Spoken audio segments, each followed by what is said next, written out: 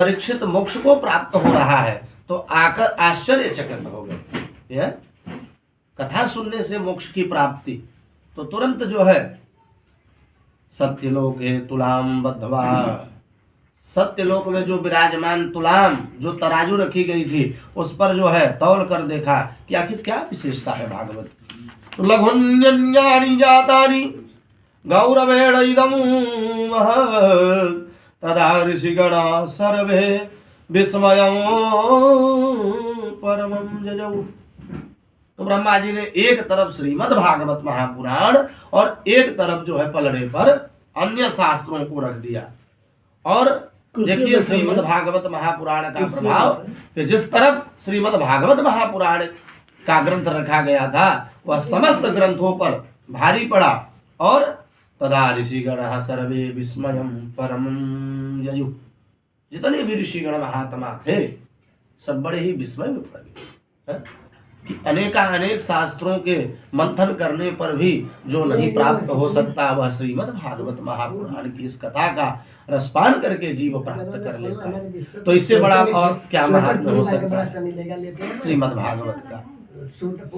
तो बताते हैं ऐसा सुखदेव भगवान परीक्षित कि भगवत मेनिरे भगवद रूपम शास्त्रम भगवतौ कलौ।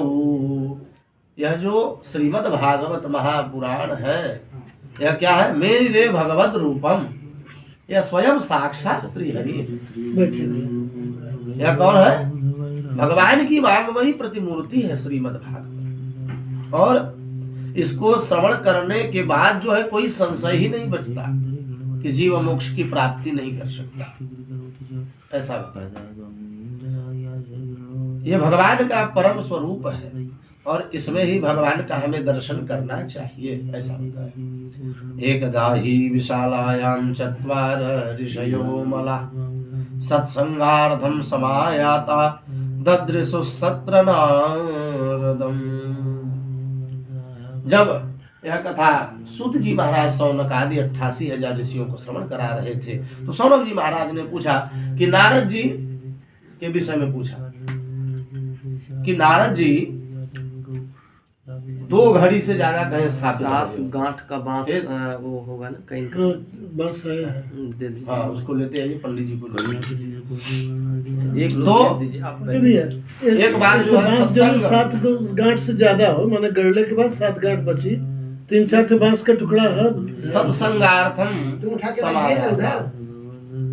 जय श्री राम। एक बार जो है चत्वार ऋषयो मला, 4 ऋषि सनक सनंदन सनातन और सनत कुमार, ये चारों जो है सत्संगार्थम समायाता, सत्संग की कामना से जो है विचरण करने लगे। और इन चारों ऋषियों को तो किसको देखा, जब सत्संग के माध्यम से निकले तो ददृशुस्तत्र नारदम, नारद जी महाराज का दर्शन किया। और एक समय की बात है बद्री विशाल में, बद्री नारायण धाम में सनकादि 4 ऋषि जो है सत्संग की भावना से निकले और भजन पूजन ध्यान यह सब एकांत में नीचे गाड़ने के लिए भी रहे, भक्ति कहा 7 ऊपर रहे। गाड़ने वाला दूसरा है। आप लोग केवल सुनने में दिमाग लगाएं। अगर देखिए कथा बैठे हैं तो कथा का ही स्मरण करें। जैसे आप बात करेंगे तो उसमें हमको असुविधा होगी। बस ठंडा लग रहा था स्वेटर के लिए नहीं पहन लीजिए, सब व्यवस्था एकदम दिव्य कर लीजिए। स्वेटर के लिए से बात कर रहे थे ना। जितने समय यहाँ बैठे उतने समय भगवान का नाम स्वयं कल्याणकारी जिनका नाम है तो इनका कथा सुनने से तो कल्याण हो ही जाएगा, उसमें कोई संशय नहीं है। तो देखिए भाई भजन कीर्तन पूजन और जप तप इत्यादि कहाँ संभव है, ऐसा बताया सुखदेव जी महाराज ने कि यह एकांत, अर्थात जब व्यक्ति एकांत में जा सकता है, जहाँ एकांत में जाता है तो वहीं पर भगवान के नामों का वो कर सकता है। और 4 लोग जहाँ रहेंगे वहाँ भक्ति जो है असंभव है। आपस में बात करेंगे आपको भी समस्या होगी है? अगर नहीं करनी है तो मत करिए, लेकिन कहते हैं कि भगवान कथा के समय, पूजा के समय सिर्फ और सिर्फ एकमात्र कथा मात्र ही के जीवी न, यह जो है कथा ही जीवन का परम लक्ष्य होना चाहिए जब आप जहाँ विराजमान है, इसलिए वहां ध्यान देना चाहिए। तो बद्री विशाल में 4 चत्वार ऋषयो मलाह, 4 ऋषि सनक सनंदन सनातन सनत कुमार जो है भजन आनंद जब तब की कामना से निकले और वहां पर जो है ददृशुस्तत्र नारदम, नारद जी महाराज का दर्शन किया। चारों ऋषियों ने नारद जी महाराज को देखा और नारद जी महाराज थोड़ा मुंह लटकाए विराजमान थे, इसलिए तुरंत पूछ दिया चारों ऋषियों ने, कथम ब्रह्मण दीन मुख कुतश्चिंता पुरो भवान् त्वरितं गम्यते कुत्र कुतस्यागमनं तव। हे महाराज, कथम ब्रह्मण दीन, हे ब्रह्मा जी के पुत्र। नारद जी महाराज कौन है भैया? ब्रह्मा जी के ही पुत्र हैं। तो कुतश्चिंता पुरो भवान्, संसार भगवत भक्ति में विलीन है और आप तो सदा पुण्य परायण है, हमेशा भगवान के नामों का संकीर्तन करते हैं, नारायण नारायण, तो कुतश्चिंता पुरो भवान्, आपको का मुंह क्यों लटका हुआ है, ऐसे चिंतित क्यों है? तो नारद जी महाराज ने कहा कि पुष्करम च प्रयागम च काशी गोदावरी तथा हरिक्षेत्रम कुरुक्षेत्रम श्रीरंगम सेतुबंधनम एवं आदिषु तीर्थेषु भ्रममाण इतस्ततः। पहले तो संतों को प्रणाम किया, नारद जी महाराज ने संतों को प्रणाम किया और पुनः कहा कि महाराज पुष्करम च प्रयागम च काशीं गोदावरीं तथा, हे महाराज, मैंने कल्याण की कामना से, शांति की कामना से अनेक लोगों में भ्रमण किया। पुष्कर गया, प्रयाग गया, काशी गया, गोदावरी गंगा गया, लेकिन एवं आदेशु तीर्थेषु, समस्त तीर्थों में मैं गया, लेकिन भ्रममाण इतस्ततः, बहुत भ्रमण किया, लेकिन कहीं भी मुझे शांति नहीं मिली। अच्छा भैया, शांति कहाँ मिलेगी बताते हैं कि तरुणी प्रभुतागे श्यालको बुद्धिदायक कन्या विक्रयणो लोभात् दंपति नाम च कलकलम्। इतने लोकों में मैं भ्रमण करके जो है फिर कहा गया भैया मृत्यु लोक में गया। ये क्या है? मृत्यु लोक है। चाकू इसमें जब मैं आया, नारद जी महाराज बता रहे हैं, तो यहाँ मैंने देखा कि तरुणी प्रभुतागे श्यालको बुद्धिदायक कन्या विक्रयणो लोभात् दंपति नाम च कलकलम्। अच्छा भैया, कलयुग में क्या हो रहा है? कहते हैं श्याल को बुद्धिदायक। आजकल जितने भी सांसारिक मनुष्य हैं, क्या कहा मैंने कि आजकल जितने भी सांसारिक मनुष्य हैं, नारद जी महाराज बता रहे हैं, वह क्या है? कहते हैं माता पिता का कम निर्णय लेते हैं, उनको आज्ञा कौन देता है? श्याल को बुद्धिदायक। उनके परिवार का जो चलायमान व्यवस्था है उसको साले साहब देखते हैं। हे नारद जी ने सौनकाद जो है सनक सनंदन सनातन सनत कुमार 4 ऋषियों से यह गाथा बताए। क्या कहते हैं कि श्याल को बुद्धिदायक। आजकल इस कलयुग का प्रभाव ऐसा है कि जहाँ पर कि माता पिता भाई बंधु का कम चल रहा है और साले साहब का बढ़िया व्यवस्था चल रहा है। कैसे चल रहा है भैया? क्योंकि आजकल की समस्या यह है कि आप अनुभव करेंगे कि जितने भी रिश्तेदार हैं, अगर रिश्तेदार आ रहे हैं तो एक समान रूप से जैसे सबकी अतिथि सेवा की जाती है वैसे ही जो है स्त्रियां सेवा करती है। परंतु अगर स्त्रियों का भाई आ जाए, किसी भी कन्या का भाई उससे अगर मिलने आ जाए तो गाड़ने की व्यवस्था देख लो।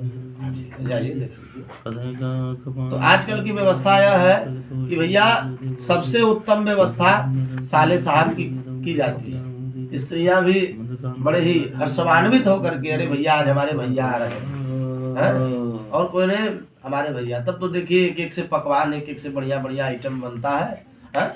खूब खाओ और खिलाओ। तो बताते हैं स्याल को बुद्धिदायक है। कलयुग में कलयुग का प्रभाव है कि सब माता पिता से कम आदेश ले रहे हैं, भाई बहनों से कम निवेदन कर रहे हैं, लेकिन कोई भी काम हो रहा है उसमें जो है स्याल को बुद्धिदायक है। साले साहब पहले निर्णय देने के लिए विराजमान। हाँ बहनिया बताओ है? और क्या हो रहा है? ऋषियों कन्या विक्रयण लोभा दंपति नाम चकल कलम। मैंने यह देखा कि कन्या विक्रयण लोभा, कलयुग में कन्याओं का क्रय विक्रय हो रहा है? ऐसा प्रभाव मैंने देखा। और दंपति नाम चकल कनम, हर दंपतियों में कल कनम अर्थात कलह मचा हुआ है। रोज कोनो न कोनो बात के लेके अनबन मचल। तो ऐसी व्यवस्थाएं जब मैंने देखा तो मेरा मन अशांत हो गया। और वार्ताम को भी न पृक्षते, तो इसमें बताते हैं भगवान नारद जी महाराज कि एवं पश्यन कलई दोषान पटयन्न मयि वही वनी महम यामुनम तत्पापन्नो यत्र लीला हरे। तो जब मैं कलयुग में प्रस्थान किया और मृत्यु लोक में जब मैं गया तो वहां मैंने यह देखा कि कन्या विक्रयणो लोभा दंपति नाम चकल कनम, कन्याओं का क्रय विक्रय किया जाता। हर दंपति कला है, किसी न किसी बात को लेकर के कुछ न कुछ समस्याएं बनी हुई। कितने पर भी मुझको अशांति मिली। तो मैं धर्म मंदिरम अनेक स्थलों पर गया जहां मैंने देखा पाखंड निरता संत। कैसे मिले हमको भाई? पाखंड निरता संत। जितने भी संत वैष्णव महाराज मिले तो कुछ तो पाखंडी निकले, कुछ जो है तर्क कुतर्की निकले, कुछ अर्थ अनर्थी निकले है। अर्थ का अनर्थ लगाने वाले, तर्क कुतर्क लगाने वाले और पाखंड करने वाले। पाखंड क्या है भैया? बताते हैं कि पाखंड वो चीज है जो पालन करने योग्य धर्म का है। जो भी व्यक्ति चाहे सांसारिक हो, साधु संत हो, ब्राह्मण हो, कोई भी हो, उसके लिए नारद जी महाराज ने कहा कि जो पालन करने योग्य धर्म का खंडन करने लग जाए, अर्थ कुछ हो और लगाता कुछ हो, वही है पाखंड। पालन करने योग्य जो चीजें हैं उसका जो खंडन कर रहा है वही पाखंड है। तो हमें जितने भी संत महात्मा मिले सब पाखंडी मिले। इतने पर मेरा मन अशांत हो गया। तो या मुनन तटमापन्नो यत्र लीला हरेरभूत। इतने से मैं जब असंतुष्ट हो गया तो मैं कहाँ गया भैया? बता रहे हैं कि या मुनन तटमापन्नो यत्र लीला हरेरभूत। मैं यमुना पुलिन पे गया, श्री वृंदावन धाम। और वहां मैंने क्या देखा? तत्राश्चर्यं मया दृष्टं श्रूयतां तन्मुनीश्वरा एकदा एका तु तरुणी तत्र निशर्णा खिन्नमानसा। मैंने देखा वहां वृंदावन में कि तत्राश्चर्यं मया दृष्टं, बड़ा ही आश्चर्य देखा। क्या आश्चर्य भाई? एकता तु तरुणी, एका तु तरुणी, एक स्त्री को देखा मैंने, वह खिन्न मानसा, बड़ी ही खिन्न मन से वहां विराजमान थी। कहा भैया? यमुनापुरी। वहां वह स्त्री बहुत ही निराश होकर के विराजमान थी। और जब मैंने उस स्त्री को निराश देखा तो मैंने कहा भाई अब स्त्री है, इससे क्या बोले है? ऐसा निर्णय नारद जी महाराज ने कहा। तो तुरंत वहां से जाने लगे। तो भो साधो क्षणं तिष्ठ मच्चिंतामपि नाशय। मैंने दर्शनम तव लोकस्य सर्वथा हरं परम। तुरंत उस स्त्री ने हमको बुलाया, भो साधो क्षणं तिष्ठ। हे साधो मत चिंता लो विनाश है। आप क्यों चिंतन करके भाग रहे हैं, कहाँ जा रहे हैं? तो दर्शनम तव लोकस्य, आपका दर्शन करके मैं, जब आप यहाँ आए और दर्शनम तव लोकस्य, आपके दर्शन मात्र से ही सर्वथा गहरम परम, मेरे जितने भी पाप थे मन में वह सब दूर हो गए। अघ माने पाप। तो इसलिए आप हम पे कृपा करें, आपको देख करके जब सर्वथा गहरम परम हो गया, मेरा समस्त पाप जो है मन से निकल गया, तो आपकी अगर कृपा दृष्टि मुझ पर पड़ जाएगी तो मैं तो अनुग्रहित हो जाऊंगी, ऐसा उस स्त्री ने कहा। तो नारद जी महाराज ने पूछा कि वद देवी सविस्तारम स्वस्य दुःखस्य कारणम। पहले तो भाई देखिए, कोई भी व्यक्ति किसी से मिलता है तो परिचय पूछता है, काशित्व, आप कौन है? या फिर काय। बताते हैं नारद जी महाराज कि उस स्त्री को देख करके नारद जी महाराज ने कहा, काशित्व, हे देवी आप कौन हैं? और काय माँ, ये जो आपके अगल बगल ये स्त्रियां हैं, देवियां हैं, यह कौन? तो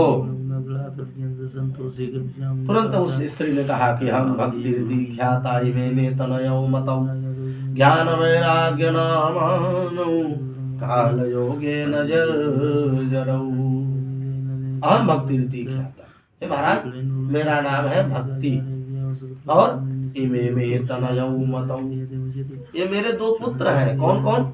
ज्ञान वैराग्य नामानौ, इनका नाम क्या है? ज्ञान और वैराग्य। अच्छा, देखिए यह परम सत्य बात है कि आज इस कलयुग का जो प्रभाव है, बताते हैं कि इसमें भक्ति तो बहुत सुंदर है, भक्ति से बहुत लोगों के अंदर है, काफी भक्तियां जागृत भी हुई है। धर्म स्थलों के दिव्य दिव्य पुनर्निर्माण से जो भी व्यवस्थाएं हुई उससे तो संतुष्टि मिली और भक्ति के प्रति व्यक्तियों का झुकाव अवश्य हुआ, लेकिन ज्ञान वैराग्य नामानौ, भक्ति तो अवश्य है लेकिन ज्ञान और वैराग्य दोनों गायब। ज्ञान वैराग्य कहाँ है भैया? व्यक्ति जानता है, भक्ति करने को तो सभी भक्ति कर रहे हैं, अब कथा भी बहुत लोग सुन रहे हैं, और कथा का समस्या यही है कि अनुसरण नहीं करते, समस्या यही। और किसी भी कथा को, किसी भी धार्मिक मार्मिक शब्दों का श्रवण गान करके जो है जीव को उसका अनुसरण करना चाहिए, वही है ज्ञान और वैराग्य। और तभी तब तक भक्ति जो है प्रशस्त नहीं होगी जब तक ज्ञान और वैराग्य जागृत नहीं होगी। भक्ति स्वयं हो जाए बहुत, लेकिन सुन करके एक कान से दूसरे कान से जय सिया राम, तो इस समय व्यक्ति का कल्याण नहीं होने वाला है। ज्ञान वैराग्य नामानौ, जब ज्ञान और वैराग्य ये दोनों समन्वित भक्ति होगी तभी जीवन का मूल जो है, जो स्वरूप है वही सार्थक हो सकता है, अन्यथा भक्ति से नहीं होती, ज्ञान और वैराग्य जागृत। तो हे महाराज मैं भक्ति महारानी हूँ, ये दोनों मेरे पुत्र हैं। हाँ? तो काल योगे न जर्जरऊ, यह किससे जो है काल जर्जर है? बताया काल योगे, कलयुग के प्रभाव से, इस काल रूपी गाल के प्रभाव से यह जर्जर हो चुके हैं। और वृंदावनम पुनः प्राप्य नवीने वसुरूपिणी, महाराज हम तीनों जर्जर हो चुके थे, परंतु जब मुझे कहीं अशांति सब जगह मिल गई तो मैं भी वृंदावन में आई, और यहाँ आते ही वृंदावनम पुनः प्राप्य नवीने नैव रूपिणी, पुनः मुझे नवीन अर्थात नया स्वरूप तो मिल गया, परंतु यह जो हमारे ज्ञान और वैराग्य नाम के दो पुत्र हैं, यह जो है जागृत नहीं, और इन्हीं को लेकर के मैं असंतुष्ट हूँ। और हे महाराज मेरी यह प्रतिज्ञा है कि अगर मेरा कल्याण नहीं होगा और मेरे दोनों पुत्र यथासंभव अगर ठीक नहीं होंगे तो इदम स्थानम परित्यज्य विदेशो गम्यते मया, मैं इस स्थान का परित्याग करके, वृंदावन का भी परित्याग करके मैं यहाँ को छोड़ करके चली जाऊंगी। तो जब ऐसा नारद जी महाराज ने सुना तो उनको समझाया कि वृंदावन से संयोगा पुनस्त्वं तरुणी नवा धनम वृंदावनम तेन भक्तिर्नित्यति यत्र च। ये भागवत का प्रभाव है। यत् फलम नास्ति तपसा न योगे न समाधिना तत्फलम लभते सम्यग् कलौ कलौ केशव कीर्तना। महाराज यत् फलम नास्ति तपसा, जो अन्य युगों में नहीं प्राप्त हो पाया या जो नहीं हो पाएगा, न योगे न समानिता, जो कभी आगे नहीं हो पाएगा और जो न पीछे हो पाया है, तो तत्फलम लभते सम्यक, वह पुण्य जो है सम्यक पुण्य आपको इस कलऊ के सब कीर्तन, कलयुग में भगवान के पावन नामों का कीर्तन करने से प्राप्त हो जाएगा। यह श्रीमद् भागवत महापुराण ऐसा ग्रंथ है, इसका जो है अंतिम श्लोक बताया, जो है व्यास जी महाराज ने लिखा कि यह कलयुग में सबसे बड़ा जो है भगवान के नामों का संकीर्तन ही पाप का नाश करने वाला है, और किसी से कुछ नहीं होगा। भगवान के नामों का जो संकीर्तन करेगा, गान करेगा, वही इस परम कष्टकारी कलयुग में परम पुनीत हो सकता है, अन्यथा और कोई नहीं हो सकता। हे देवी, आप निराश मत होइए, मेरा यह दृढ़ संकल्प है, मैं आपका उद्यम सफल करूंगा, यह मेरा संकल्प है। और ज्यों ही भक्ति महारानी ने नारद जी महाराज के मुख से ऐसे वचन को सुना, तुरंत प्रसन्न हो गए और नारद जी का गुणगान करने लगी। जयति जगति मायाम यस्य कायाम धवस्य, जयति जगति मायाम यस्य कायाम धवस्य, वचन रचन में कम केवलं चाकलय्य, ध्रुव पदमपि आतु यत् कृपातु ध्रुवोऽयं, सकल कुशल पात्र ब्रह्मपुत्रं दत्तास्मि, ब्रह्मपुत्रं दत्तास्मि, जयति जगति मायाम।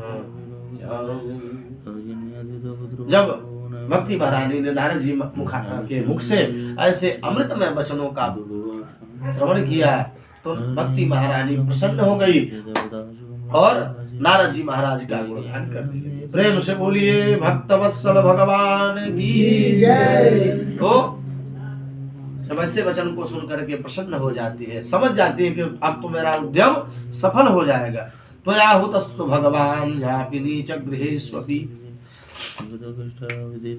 नारद जी महाराज कहते हैं कि हे महारानी, आप जहां जहां विराजमान रहती है स्वयं भगवान वहां विराजमान। भक्ति क्या है भाई? भगवान से जोड़ता है भक्ति।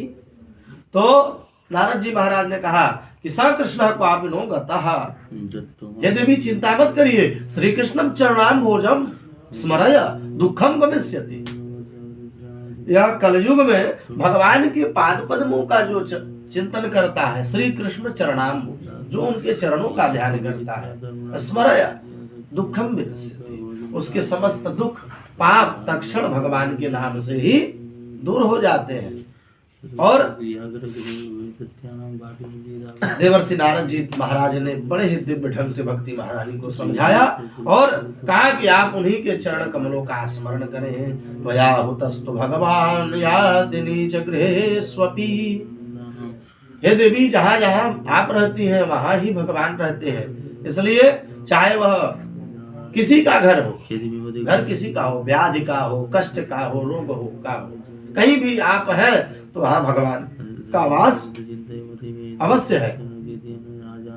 तो इसलिए चिंता मत करिए, भगवान के चरणों का स्मरण करिए, वही कल्याण करेंगे। तो इस प्रकार नारद जी महाराज से भक्ति महाराज ने निवेदन किया। नारद जी महाराज प्रयास करने लगे ज्ञान वैराग्य को जगाने के लिए, और अनेक अनेक शास्त्रों का, गीता का, सबका जो है चिंतन किया, मनन किया, श्रवण गान किया, लेकिन गीता पाठ है मुहुर्मुहु, गीता के पाठ का मुहुर्मुहु बार बार श्रवण गान कराया, लेकिन ज्ञानम प्रबुद्धताम शीघ्रम रे वैराग्यम प्रबुद्धता, परंतु इतने पर भी कल्याण नहीं हुआ। अनेक शास्त्रों ग्रंथों का उच्चारण किया, अनेक गीता पाठ है मुहुर्मुहु, गीता का पाठ किया बार बार, लेकिन उससे भी ज्ञान वैराग्य नहीं सफल हो, जागृति उनको प्राप्त नहीं हुई। तब जो है ज्ञान प्रबुद्धताम शीघ्रम रे वैराग्य प्रबुद्धता, अर्थात बहुत प्रकार के प्रयत्नों को करने से जब लाभ नहीं हुआ तो नारद जी को चिंता है। व्यक्ति बार बार प्रयास करता है और सफल नहीं होता है तो चिंतित हो जाता है। तो नारद जी महाराज चिंतित हो गए और मन में ऐसा विचार करने लगे मन से कि मेरे अंदर जितने भी ज्ञान के औषधालय, अर्थात जितने भी ज्ञान के चिकित्सा के स्वरूप में जितनी भी वस्तुएं थी वह मैंने तो ज्ञान वैराग्य को परोस दी, लेकिन क्या आश्चर्य है, लाभ नहीं हुआ। तो इसके बाद जो है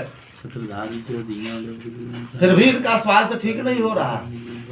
ऐसा क्यों है? तो अब भैया कौन सी दवाई लगाई जाए? तभी जो है आकाशवाणी व्योमवाणी तथैवा भुन्मारि से खिद्यतामिति उद्यमं सफलम तेयं भविष्यति न संशयः। व्योमवाणी, व्योम अर्थात आकाश, आकाशवाणी हुई। क्या हुआ भैया? ऋषे खिद्यतामिति। हे नारद जी महाराज आप चिंता मत करिए। क्या होगा भैया? उद्यमं सफलस्तेयं, आपका उद्यम अवश्य सफल होगा, उसमें कोई संशय नहीं है। भविष्यति न संशय,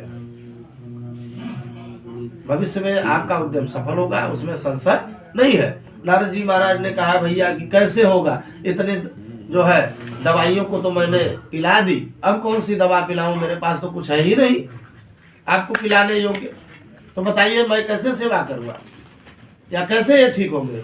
तो एतदर्थम तु सत्कर्म, एतदर्थम तु सत्कर्म सुरर्थे त्वं समाचर। हे नारद जी महाराज आप जो है सत्कर्म, किसका आचरण करें? सत्कर्म का आचरण करें, सत्कर्म करें। अब ऐसा कह करके व्योमवाणी शांत। अब नारद जी महाराज चिंतित हो गए, भैया इतना बड़ा धर्म किया, कथा सुनाई, गीता पाठ किया, तो ये सब क्या है भैया? ये सब भी तो सत्कर्म है। तो ये शाम भूवृंगमाने द्वार पालव हरे पुरा भूमौ निपतितौ सद्यो यत् कृपातः पुरं गतौ। इस प्रकार जो है अब क्या किया जाए, सत्कर्म क्या है? अब इसके विषय में नारद जी महाराज जो है भ्रमण करने लगे और भगवान के चरणों का चिंतन करने लगे। मां चिंतां कुरु देवर्षे हर्ष चित्ते समावह उपायम सुख साध्योत्र वर्तते पूर्वये वही। तो जब सनक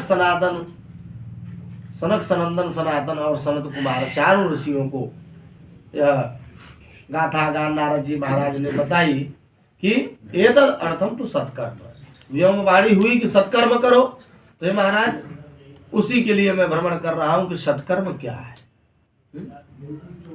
तब तो ऋषियों ने यूं ठहाका मार के हंसा के, अरे नारद जी महाराज आप तो स्वयं ज्ञान के प्रकाश हैं और आपको बताना होगा कि सत्कर्म क्या है, इतने के लिए आप चिंतित हैं। आप एकदम निश्चिंत हो जाइए। कुतश्चिंता तुरोप, क्यों चिंता कर रहे हैं? आप चिंता मत करिए। श्रीमद्भागवतालप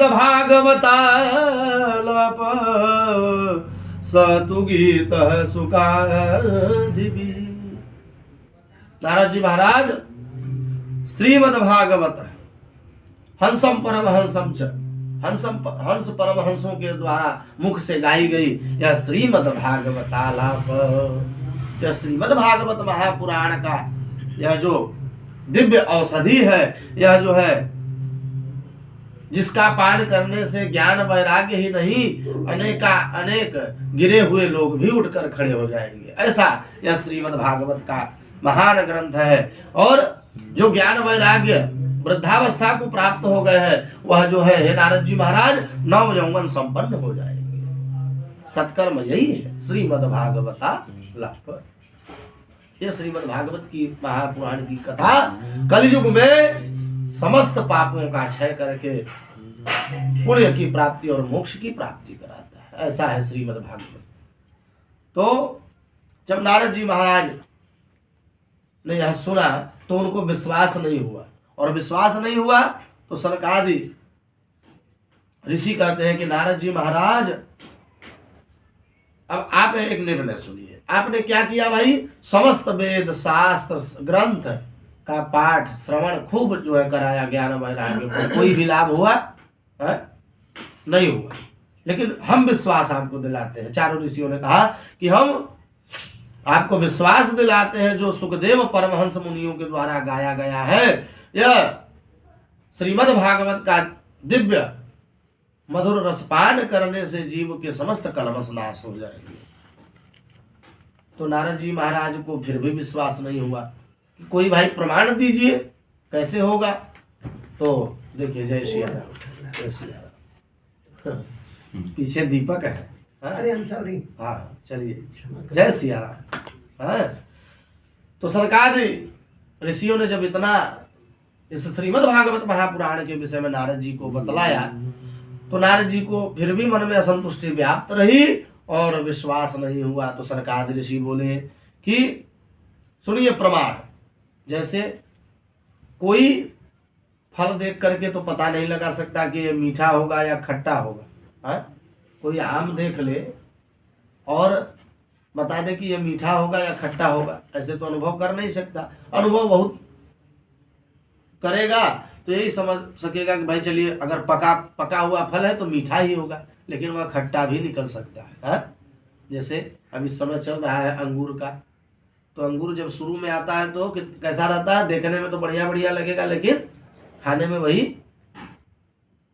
खट्टा लगता है। तो व्यक्ति अनुभव नहीं कर सकता कि यह मीठा फल होगा कि खट्टा होगा। लेकिन हे नारद जी महाराज, हम यह आपको 100% गारंटी के साथ कह सकते हैं कि यह सबसे मीठा फल है, समस्त वेदों का सार सर्वस्व है।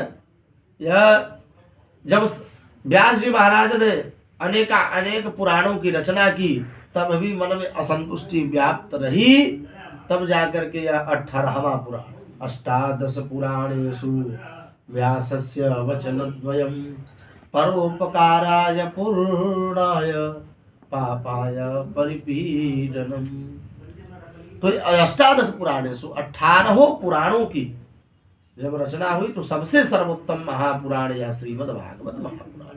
जब व्यास जी महाराज ने जो है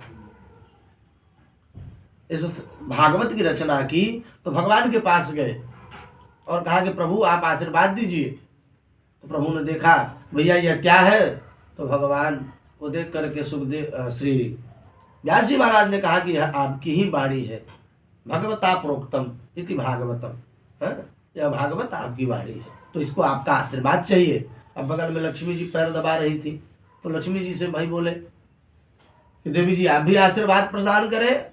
परंतु देवी जी ने कहा कि भैया आपने कहा कि भगवता प्रोक्तम, यह भगवान की वाणी है, तो भगवान ने आशीर्वाद दे दिया।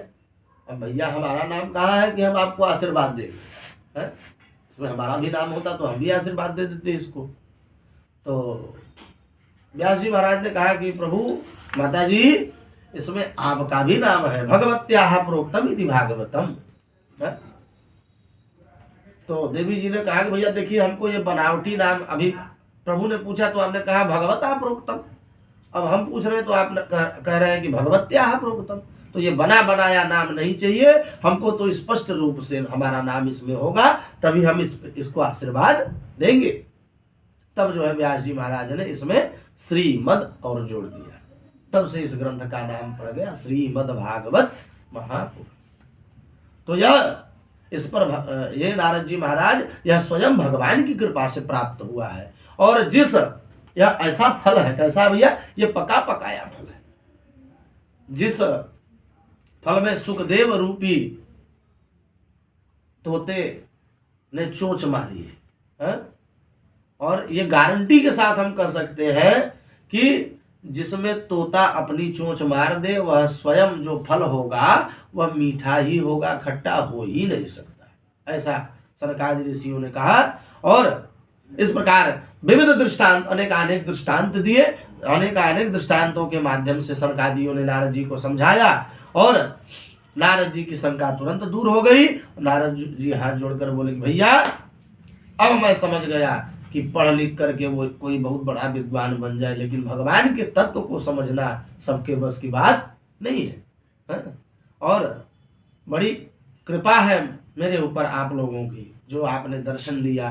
भाग्योदय न बहुजन्म समर्जितेन सत्संगमं चलभते पुरुषो यदा वै अज्ञान हेतु कृत मोह मदान्धकार नासम हिदो तदोदयते विधाय नासम विधाय ही तदोदयते विवेक। अब हमें पूर्ण आभास हो गया कि इस मन के अंदर जो अज्ञान है इसमें तो विवेक केवल संतों के माध्यम से ही प्राप्त हो सकता है और कहीं से प्राप्त नहीं होगा। इसमें रस का भंडार अगर भरना है तो कोई किसी अच्छे संत से सत्संग करना होगा, तभी विवेक का उदय होगा।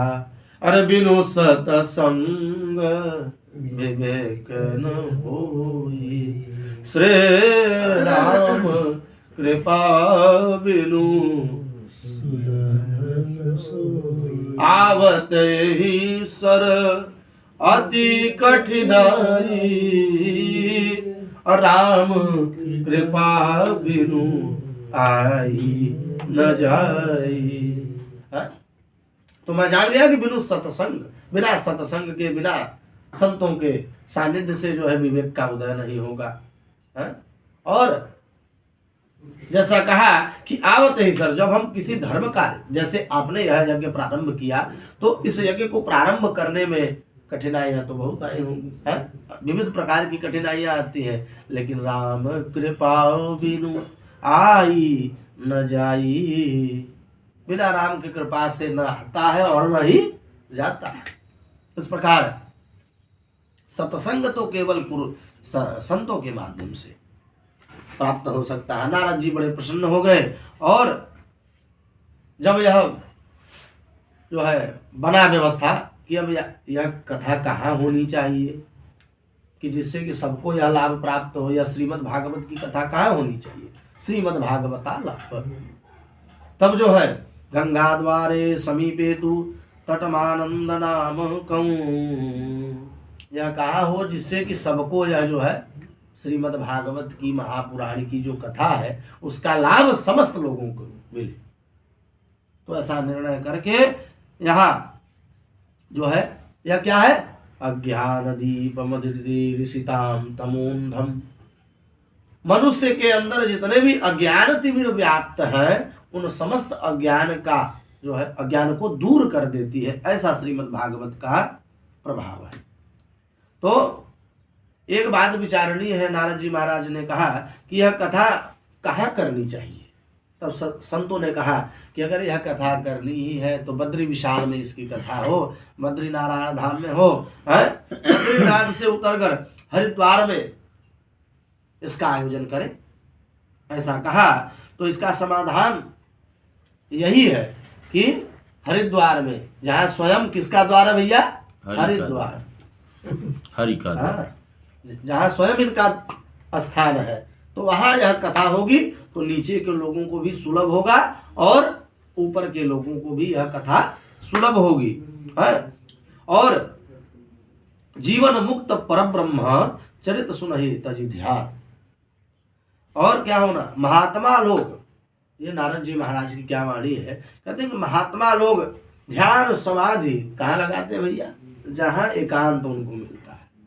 और भाई देखिए बिना एकांत के ध्यान नहीं लग सकता। अगर दो लोग कथा सुन रहे हो, दो लोग बात कर रहे हो, तो उसमें ध्यान लग सकता है? इधर उधर प्रतिक्रिया होती जाएगी। तो इस प्रकार दिव्य कथा का उस जो है हरिद्वार के नारद जी के द्वारा इस दिव्य कथा का आयोजन हुआ।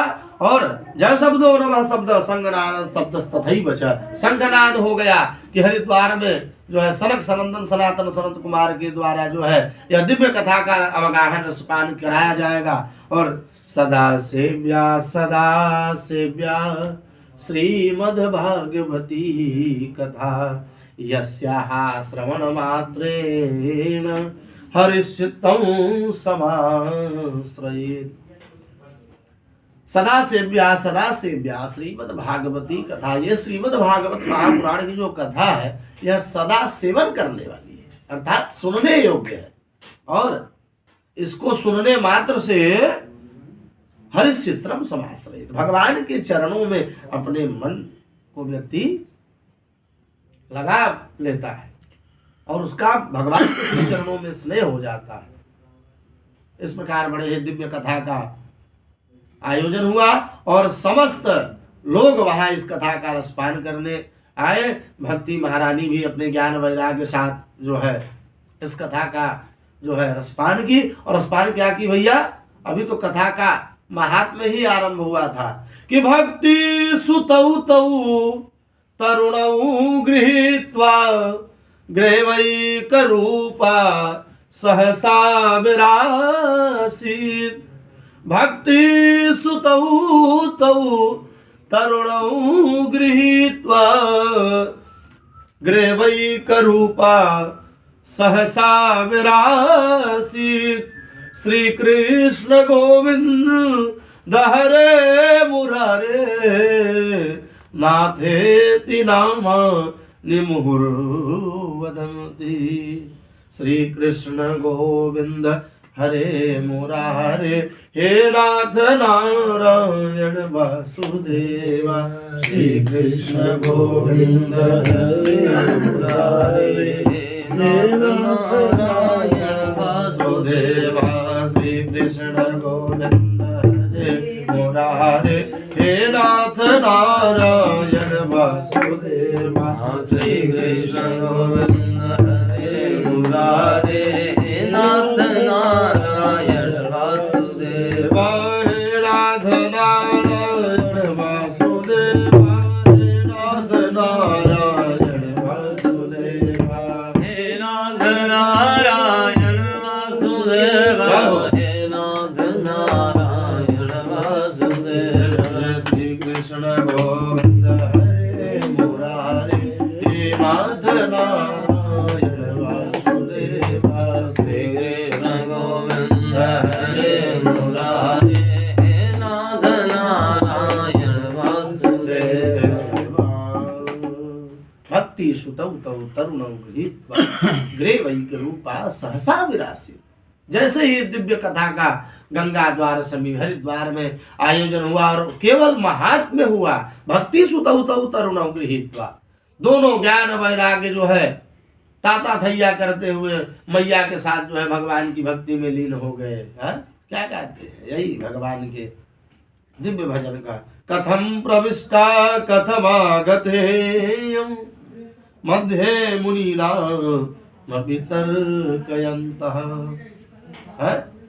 इस प्रकार इस कथा के महात्म्य से जब ज्ञान वैराग्य जो है जागृत हो गए तो भैया पूरी कथा सुन ली जाएगी, तब तो बात ही कुछ अलग है।